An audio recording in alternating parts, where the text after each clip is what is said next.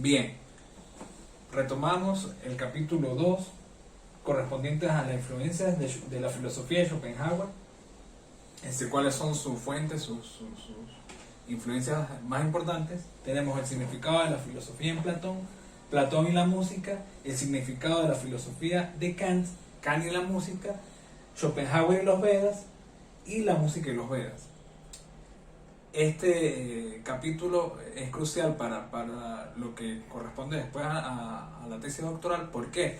Porque forma parte de las lecturas que hizo Schopenhauer para llegar a la conclusión de la importancia que tiene la música en el pensamiento y cómo se puede hacer filosofía a partir de la música, del hecho de la música. ¿Sí? Muy bien.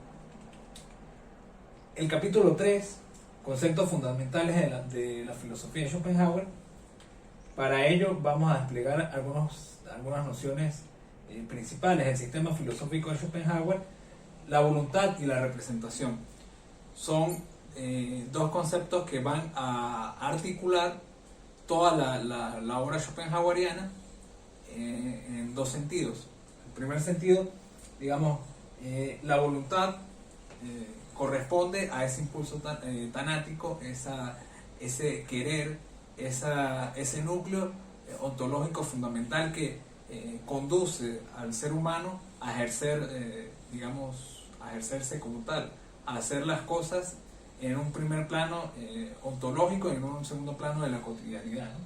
Y la representación, dice Arthur Schopenhauer en el comienzo de su ópera prima, El mundo como voluntad y representación, dice: el mundo es mi representación. En alemán, Die Welt ist meine Vorstellung. Dice, Vorstellung está compuesto por dos palabras fundamentales en alemán: Vor, que significa traer algo, y Stellung, que es el verbo stell, significa traer algo, presentar, traer a colación, representar, dice Schopenhauer, ¿no?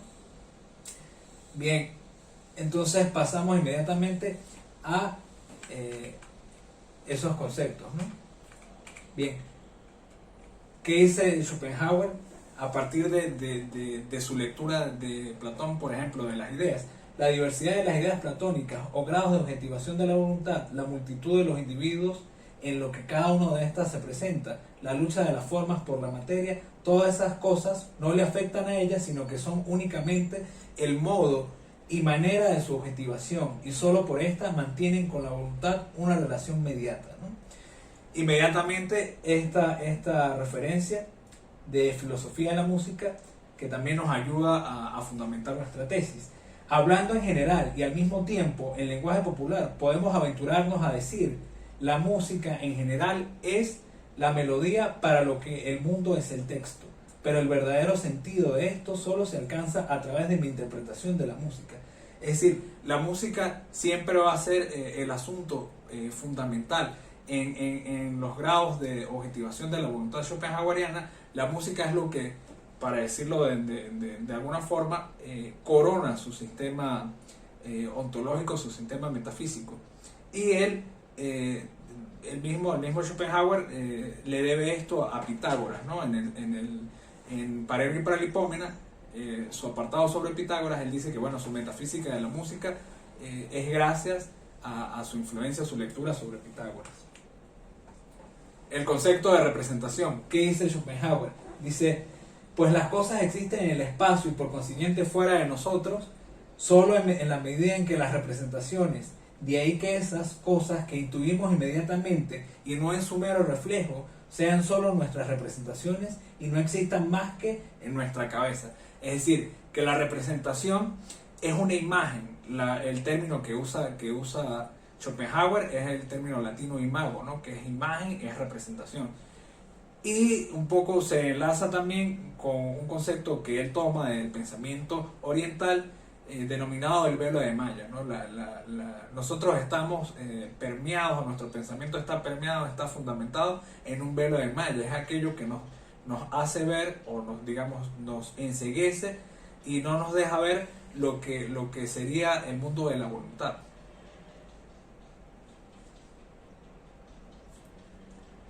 En este sentido, bueno, ¿Qué sustenta esta idea? Todas nuestras representaciones se diferencian principalmente por ser intuitivas o abstractas.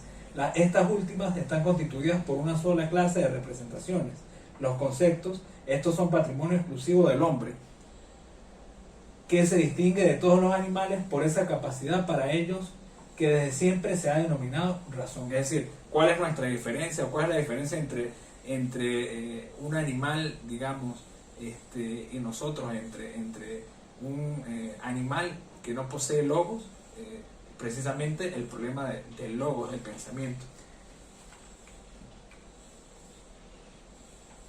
Continuando con el concepto de voluntad, dice Schopenhauer, ¿qué significa la voluntad? Es la ciencia interna e incomprensible para el que de aquellas manifestaciones y acciones de su cuerpo la denominaría a discreción una fuerza. La voluntad, es decir, la voluntad es una fuerza, es un querer, una cualidad o un carácter, pero no tendría una mayor comprensión de ella. Mas las cosas no son así. Antes bien, al sujeto del conocimiento que se manifiesta como individuo le es dada la palabra del enigma y esa palabra reza voluntad. Entonces, la representación es la imagen y la voluntad es esa cualidad interna, esa fortaleza que tenemos para nosotros acercarnos a la idea de verdad en Schopenhauer que tiene que ver con la voluntad. En eso se diferencia, por ejemplo, de Kant, que dice que los dos niveles fundamentales para la comprensión son el fenómeno, es decir, lo que se muestra, y el noúmeno, que es la cosa en sí, es lo pensado, ¿no? Para Kant no existe otro concepto posible que esté más allá de el númeno, de lo pensado. Para Schopenhauer sí, y este término es la voluntad.